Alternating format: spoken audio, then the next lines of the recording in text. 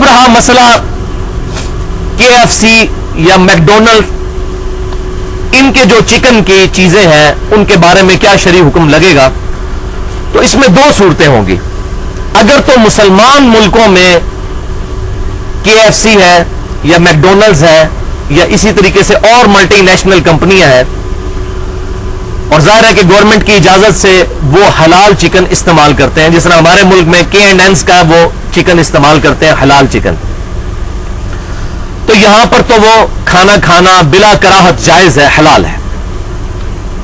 البتہ غیر مسلم ملکوں کے اندر جہاں پر اس چیز کی ایشورٹی نہیں ہے کہ یہ لوگ ذبیحہ کریں گے اور شک میں انسان رہتا ہے، وہاں پر قطعاً ایسا کھانا نہیں کھانا چاہیے.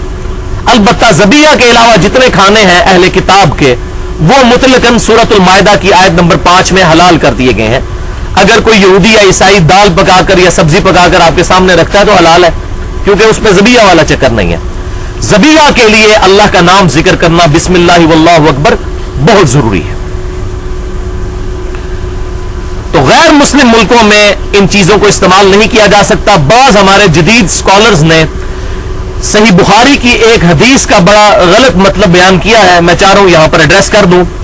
صحیح بخاری انٹرنیشنل نمبرنگ کے مطابق 5507 نمبر حدیث ہے، 5507، جس میں اما عائشہ رضی اللہ تعالیٰ عنہ کہتی ہیں کہ اللہ کے رسول صلی اللہ علیہ وسلم، کچھ نیو مسلمز ہیں، عرب ہیں، پینڈو جڈ لوگ ہیں، نئے نئے مسلمان ہوئے ہیں، ہمارے پاس گوشت ہدیہ کے طور پر لے کر آتے ہیں، ہے مسلمان ہے. اب ہمیں نہیں پتا کہ انہوں نے ذبیحہ کے وقت اللہ کا نام اس پر لیا ہے یا نہیں لیا، ہم شک میں ہیں. تو کیا ہم ایسے لوگوں کا کھانا کھا لیا کریں؟ تو آپ صلی اللہ علیہ وسلم نے فرمایا کہ ہاں، تم بسم اللہ پڑھ کر اللہ کا نام لے کر اس میں سے کھا لیا کرو.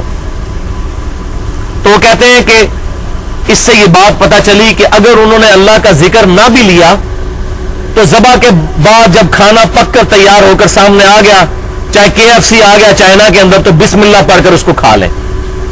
یہ یوسف القرضاوی صاحب کو یہ بہت بڑی اجتہادی غلطی لگی ہے. میں ان کی بہت عزت کرتا ہوں. اسلام میں حلال و حرام جو ان کی کتاب ہے، واقع یہ ہے کہ اس وقت امت لیول کی ان کی خدمت ہے، اور میں نے مسئلہ نمبر 69B میں ان کا پورا تعارف بھی کروایا ہے. آج کے دور کے بہت بڑے انٹرنیشنل اسکالر ہیں، ان کو یہ غلطی لگی تو انہوں نے اس حدیث سے سہارا لیا، حالانکہ یہ حدیث آؤٹ آف کانٹیکسٹ وہ انہوں نے کوٹ کی.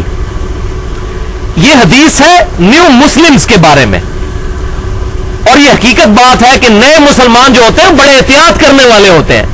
نبی صلی اللہ علیہ وسلم نے صرف شک کو زائل کرنے کے لیے اما عائشہ سے کہا کہ آپ شک زائل کرنے کے لیے ان کا ذبیحہ بسم اللہ پڑھ کر کھا لیا کرو، غیر مسلموں کا نہیں، مسلمانوں کا. اور بسم اللہ تو ویسے بھی پڑھنا چاہیے کھانے پر. لہٰذا یہ غیر مسلموں کے بارے میں یا اہل کتاب کے بارے میں یہ معاملہ نہیں ہے، کیونکہ وہاں پر جب تک ہمیں شورٹی نہیں ہوگی، جب تک ہمیں یقین نہیں ہوگا کہ انہوں نے اللہ کا نام لیا ہے، اس وقت تک ہم اس کو حلال نہیں کہہ سکتے.